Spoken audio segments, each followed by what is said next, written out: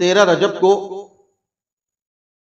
सैयदना मौलाए कायनात अली शेर खुदा मुश्किल कुशा अलैहिस्सलाम पैदा हुए और काबे शरीफ में पैदा हुए। वो कुछ लोग कि जो खारजियत ज़दा हैं, उनका कहना यह है कि सरकार मौला अली काबे शरीफ में पैदा नहीं हुए। जो लोग खारजियत ज़दा हैं, और कुछ लोग वो हैं कि जो राफ़िज़ियत ज़दा हैं, उनका कहना यह है कि सरकार मौला अली के अलावा कोई काबे शरीफ में पैदा नहीं हुआ। जो खारजियत ज़दा हैं, उनका कहना यह है कि मौला अली काबे शरीफ में पैदा नहीं हुए, और जो राफ़िज़ियत ज़दा हैं, उनका कहना यह है कि मौला अली के अलावा कोई काबे शरीफ में पैदा नहीं हुआ। अल्हम्दुलिल्लाह, हम ना खारजी हैं ना राफ़िज़ी हैं, हम अहले सुन्नत हैं। और अहले सुन्नत का मौक़िफ़ यह है कि सरकार मौला अली काबे शरीफ में पैदा हुए, और आपके अलावा एक और सहाबी हैं हजरत हकीम बिन हिज़ाम रज़ी अल्लाह ताला अन्हु, वो भी काबे शरीफ में पैदा हुए। ये दो हजरात तारीख में मिलते हैं कि जो काबे शरीफ में पैदा हुए।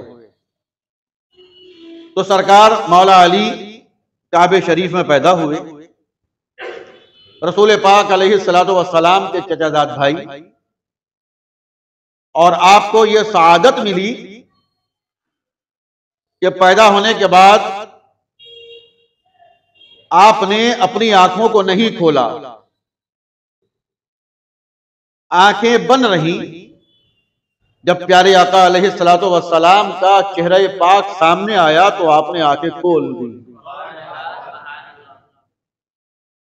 पता यह चलता है कि माथे की आंखें बंद थी, मगर दिल की आंखें रोशन थी। दिल की आंखों से इंतजार था कि प्यारे आका तशरीफ ले आए, तब मैं अपने सर की आंखें खोलूं। जब दिल की आंखों ने देख लिया कि प्यारे आका आ गए, तो आपने अपने माथे की आंखों को खोल दिया।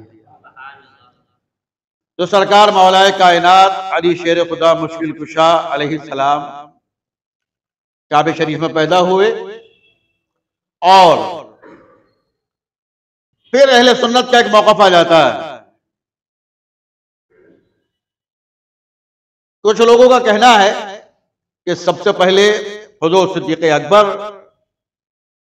ईमान लाए। कुछ का कहना है कि हुज़ूर मौला अली सबसे पहले ईमान लाए। लेकिन अहले सुन्नत का मौक़िफ़ यह है कि बड़ों में सबसे पहले हुज़ूर सिद्दीक़ अकबर ईमान लाए, बच्चों में सबसे पहले हुज़ूर मौला अली ईमान लाए, और ख़वातीन में सबसे पहले सैयदतना उम्मुल मोमिनीन हज़रत खदीजतुल कुबरा सलामुल्लाहि अलैहा वो ईमान लाए। तो बच्चों में, क्योंकि आपकी उम्र शरीफ उस वक्त 7-8 साल रही, तो सबसे पहले बच्चों में ईमान लाने वाली ज़ात पाक हुज़ूर मौलाए कायनात की है। सरकार मौलाए कायनात अली शेर खुदा मुश्किल कुशा हमेशा प्यारे आका अलैहिस्सलातु वस्सलाम के साथ रहे। सरकार मौला अली हमेशा प्यारे आका अलैहिस्सलातु वस्सलाम के साथ रहे, और इस दर्जे आप पर प्यारे आका अलैहिस्सलातु वस्सलाम एतमाद और यकीन फरमाते थे। ये हिजरत की रात में जब आप मक्के शरीफ से मदीने शरीफ को हिजरत फरमाई प्यारे आका अलैहिस्सलातु वस्सलाम ने, तो अपना बिस्तर प्यारे आका अलैहिस्सलातु वस्सलाम ने अपना बिस्तर हुज़ूर मौला अली को अता फरमाया। अली तुम यहां लेटो, और सुबह उठना, और सुबह उठकर जो हमारे पास कुफार और मुशरिकीन की अमानतें रखी हैं वो उनको वापस करना। ये बड़े कमाल की बात है वो कुफ्फार, वो मुशरिकीन के जो प्यारे आका अलैहिस्सलातु वस्सलाम का कलमा नहीं पढ़ते थे, जान के दुश्मन बने हुए थे, मगर अपनी अमानतें फिर भी प्यारे नबी के पास रखते थे, क्योंकि मालूम था कि सब जगह गड़बड़ हो सकती है, लेकिन ये इस दर्जे के सच्चे हैं, अमीन हैं कि इनके पास हमारा माल गड़बड़ होने वाला नहीं है, तो अपना माल प्यारे आका के पास रखते थे। तो प्यारे आका तो हिजरत के लिए तशरीफ ले गए, हजरत अली को अपने बिस्तर पर सुला किया और अमानत सुबुर्द फरमा दी। ये इस कदर एतमाद प्यारे आका अलैहिस्सलातु वस्सलाम मदीना मुनव्वरा तशरीफ ले गए, हुज़ूर मौला कायनात बाद में पहुंच गए। फिर प्यारे आका का साथ, प्यारे आका के साथ रहना, हर जगह प्यारे आका के साथ आना जाना, हर जंग में शरीक होना, और प्यारे आका अलैहिस्सलातु वस्सलाम आपसे इस दर्जा मोहब्बत फरमाते थे कि जब खातून जन्नत हजरत फातिमातुज़ ज़हरा सलामुल्लाहि अलैहा के निकाह के बारे में आपने सोचा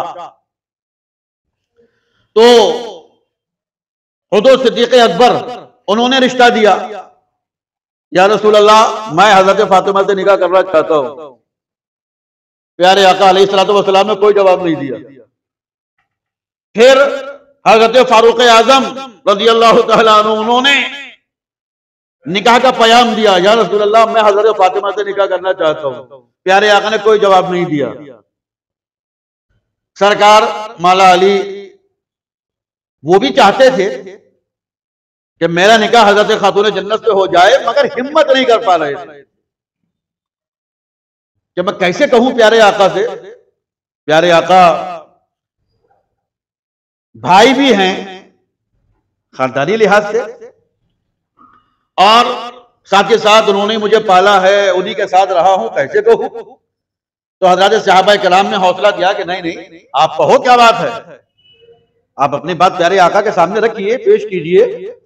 तो सरकार मौला अली पहुंच गए, या रसूल अल्लाह मैं हजरत खातून जन्नत से निकाह करना चाहता हूं। प्यारे ने इरशाद फरमाया, अच्छा तुम निकाह करना चाहते हो मेरी शहजादी से, कुछ पैसे वैसे हैं पास में, कुछ महर वगैरह अदा करने के लिए, वलीमा करने के लिए कुछ माल वगैरह है। तो अर्ज किया कि हाँ या रसूल अल्लाह, एक ऊंट है मेरे पास और एक मेरी ज़िरा है। तो प्यारे आका ने फरमाया कि ऊंट तो तुम्हारे काम में आएगा, जंगों में जाना है काम में आएगा, तुम अपनी ज़िरा फरोख्त कर दो। चुनांचे सरकार मौला अली ने अपनी ज़िरा फरोख्त फरमाई, और वो ज़िरा हुज़ूर उस्मान गनी ज़ुन्नुरैन रज़ियल्लाहु ताला अन्हु उन्होंने खरीदी। चुनांचे सरकार प्यारे आका अलैहिस्सलातु वस्सलाम ने ज़हन तैयार फरमा लिया कि बेटी का निकाह करना है, लेकिन आप तालीम देखिए, उम्मत को तालीम देना भी है। प्यारे आका अलैहिस्सलातु वस्सलाम ने हजरत खातून जन्नत से पूछा, हजरत खातून जन्नत अपनी बेटी से पूछा कि बेटी मैं तुम्हारा निकाह अली से करना चाहता हूं, और अली से जो करना चाहता हूं उसकी भी एक वजह है। उसकी क्या वजह है कि जब प्यारे आका अलैहिस्सलातु वस्सलाम ने ज़हन तैयार फरमाया कि मुझे अपनी शहजादी की शादी करनी है, निकाह करना है, तो हजरत जिब्रील अमीन हाजिर हुए, और जिब्रील अमीन ने हाजिर होकर अर्ज किया कि या रसूल अल्लाह, अल्लाह तबारक व तआला ने अर्श पर अली का निकाह फातिमा से फरमा दिया। या रसूल अल्लाह, अली का निकाह रब्बे जुल जलाल ने अर्श पर हजरत फातिमा से फरमा दिया है, और 40,000 फरिश्तों को उस निकाह का गवाह बनाया है। या रसूल अल्लाह, निकाह फरमा दिया गया है, आप भी फरमा दें। तो प्यारे आका अलैहिस्सलातु वस्सलाम ने यही बात अपनी प्यारी बेटी से इरशाद फरमाई कि फातिमा, तुम्हारा निकाह रब ने अर्श पर पढ़ाया है, और 40,000 फरिश्तों को तुम्हारे निकाह का गवाह मुकर्रर फरमाया है। अब मैं तुम्हारी मर्जी जानना चाहता हूं, तुम्हारी मर्जी क्या है।